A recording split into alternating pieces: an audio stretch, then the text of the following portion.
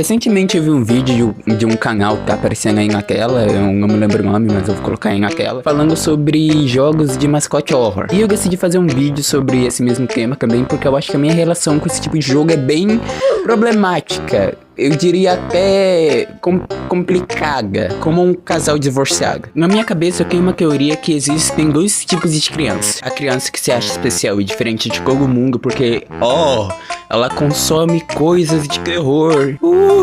E a criança que se acha especial e diferente de todo mundo porque ela não gosta das coisas que as outras crianças também gostam. E eu era o segundo tipo de criança. Tipo, quando eu era pequeno eu não consumia muito esse tipo de jogo ou tipo de gameplay desses jogos. E pra falar a real, até hoje eu não curto tanto, principalmente jogos que tem ou um gráfico muito ruim ou com uma história feita pelos fãs, ou seja, jogos que não tem lore e que toda lore é feita por teorias de fãs. Mas além de eu não ter interesse de acompanhar esses jogos por esses motivos, eu também tinha uma enorme preguiça de acompanhar jogos com uma história muito longa ou com muitos capítulos, como FNAF. Eu só fui entrar no fandom de FNAF, entre aspas, faz uns 2 anos, 1 ano. E eu digo entre aspas porque eu já vi o filme de FNAF e eu também já vi a gameplay completa de Security Breach.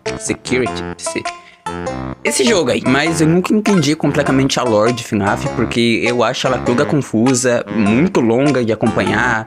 Eu não tenho paciência pra ver gameplay de jogos antigos, porque eu acho a gameplay, desculpa, muito monótona. E além disso, sempre que eu tento ver, eu sempre esqueço tudo depois. Mas tinha alguns jogos de mascote horror que eu gostava de acompanhar quando era pequeno, tipo Band and the Ink Machine, que eu acompanhava só porque o Felipe Neto fazia gameplay desse jogo, e como eu gostava dele na época, eu acabei vendo as gameplays dele, e daí eu acabei gostando do jogo, e daí eu acabei procurando mais sobre o jogo em si. Inclusive, até hoje eu acho que esse é o meu jogo favorito de mascote horror. Sobre os outros jogos, o máximo de contato que eu tive com eles foram gameplays do Mordecai e do Rigby naquele antigo programa que eu não me lembro o nome. Eu acho que era com tubers, e eu acho que é impossível não falar de como esses jogos foram com o passar do tempo se tornando cada vez mais infantis, e com lores cada vez mais escandigas e sem sentido. Inclusive, eu tenho que dizer que eu não gosto da maioria das fandoms desses jogos. Tipo, eu sei que toda fandom tem um lado ruim e um lado bom, só que eu acho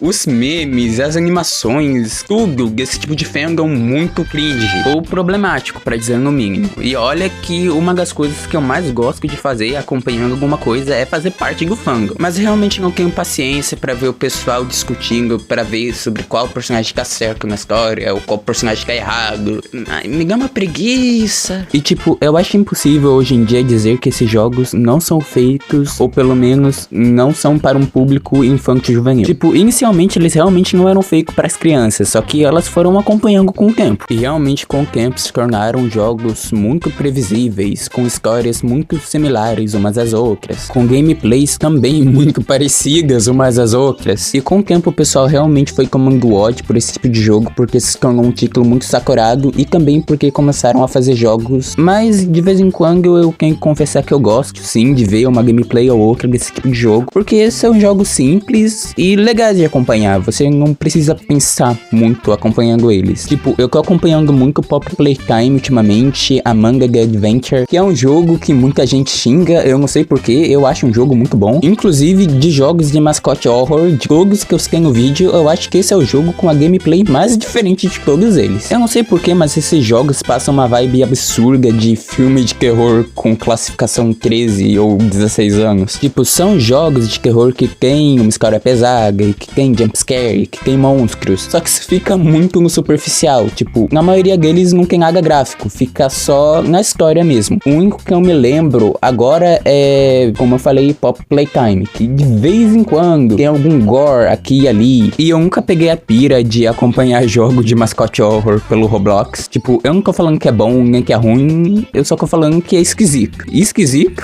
isso é, não dá pra negar. E eu acho que tem um jogo perfeito pra mostrar como esse tipo tipo de jogo já tá saturado, que é Joyville, que é um jogo que tem até uma gameplay mais ou menos divertida, mais ou menos criativa, tem gráficos legais, não são gráficos ruins, que nem Garden of Banban, são gráficos bem feitos, só que a história é muito previsível e o vilão do jogo é muito bosta, não dá pra você ter medo daquilo. Eu também nunca entendi a pira de fazer música ou escutar música sobre esse tipo de jogo, tipo, eu não tô julgando quem gosta, você pode gostar do que você quiser, só que eu particularmente acho muito cringe, tipo, eu não tô falando que todas são ruins ou que todas são vergonha alheia, tem algumas que eu genuinamente gosto e acho boas, como essa daí que tá aparecendo na tela, que eu esqueci o nome, só que eu gosto muito. Só que assim, não deixa de ser esquisito criar uma música com uma mensagem tão profunda e baseada num jogo tão...